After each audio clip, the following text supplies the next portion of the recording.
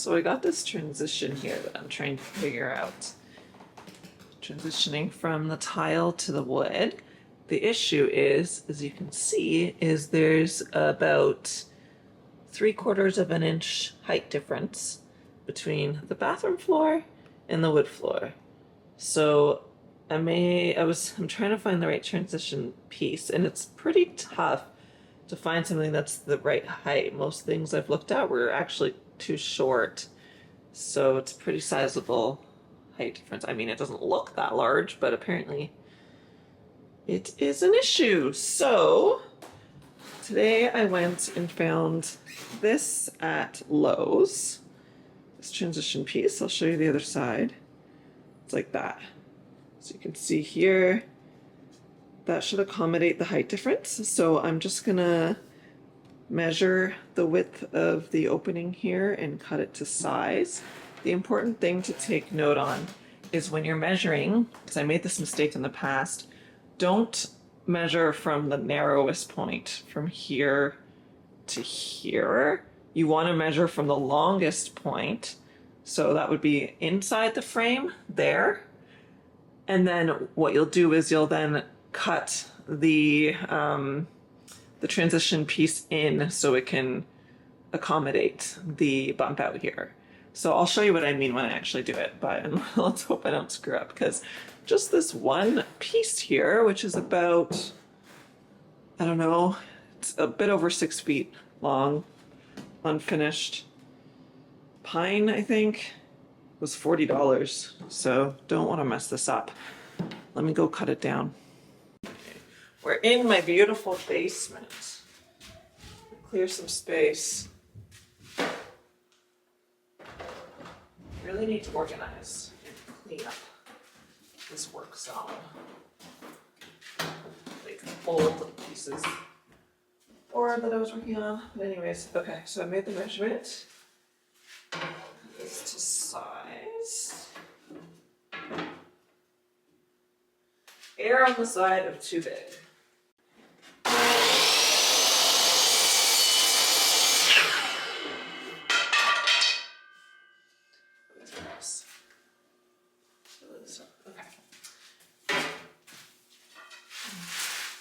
Got the size.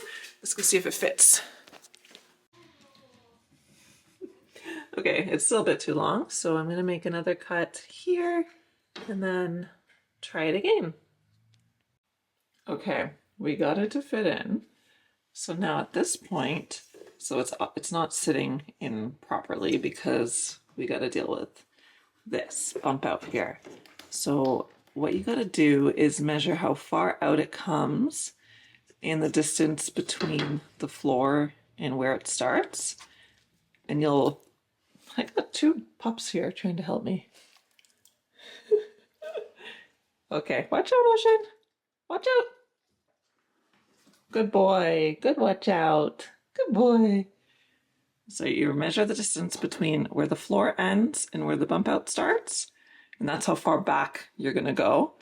And then the bump out is going to, and then you'll line it up and make a pencil mark for how far the bump out is.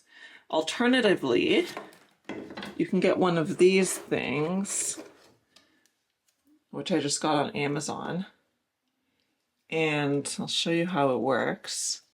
Okay, you literally just line it up to where you want it to start, and then you push in like that,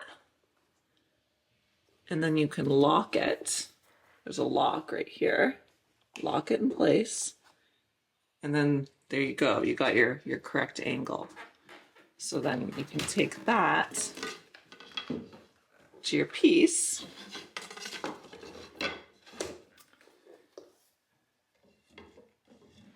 Hold it up like this, and then now you can clearly see where to cut. So you draw a line there, and you literally just make your mark like this, and that should be how you have to cut it so that this piece can properly back up and land where it should. And then that way this could actually sit on the floor flat as it's supposed to. So let's go do that. Oh yeah, that's the right wood. That's the right one. That's what I needed this whole time.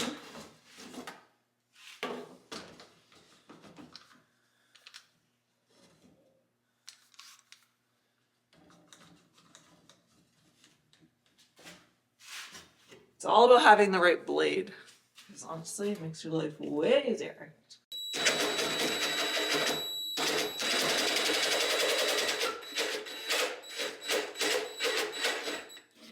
we go. This side was so much better with that blade. Learning things. I thought I wasn't good at the jigsaw, but I was just using the wrong blade.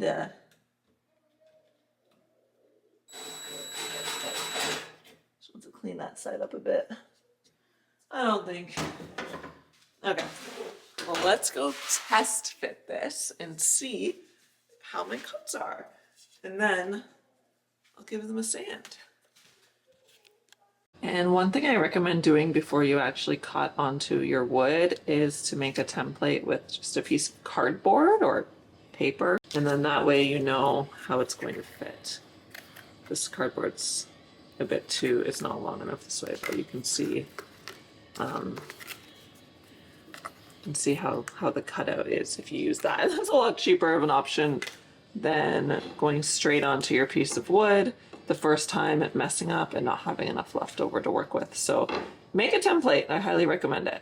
Okay, this is how it fits. It actually fits pretty good. So there's that corner and there's that corner. And if there is any little bit of a gap, you can just use some wood filler to fill the gap in there. And I'm gonna adhere this with some construction adhesive or liquid nails. You can also nail this into the floor and then use caulking between the tile and this if there's a crack. Oh, the main thing is when you adhere this, you don't want to glue it to both the tile and the floor because you want to allow for the floors contracting and moving at different rates. So I'm just going to attach this to the wood, not to the tile. I will use caulking here and that'll be okay because it has some give, but that's something to keep in mind.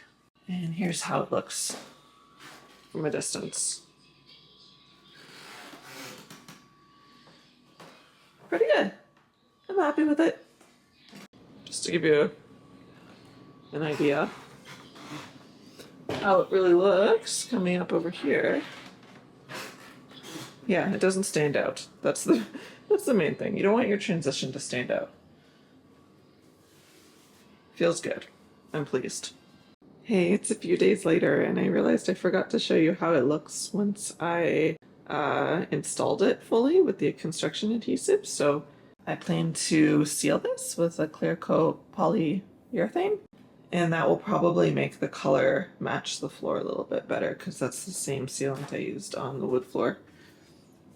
And here it is from this side. And then I used a caulking along the seam there to prevent any water from getting in through the crack. So yeah, I'm pretty happy with how it turned out. That's the final result. Minus the clear coat poly. Okay, that's it for this video, and I hope that helps you. Have a good one. Bye!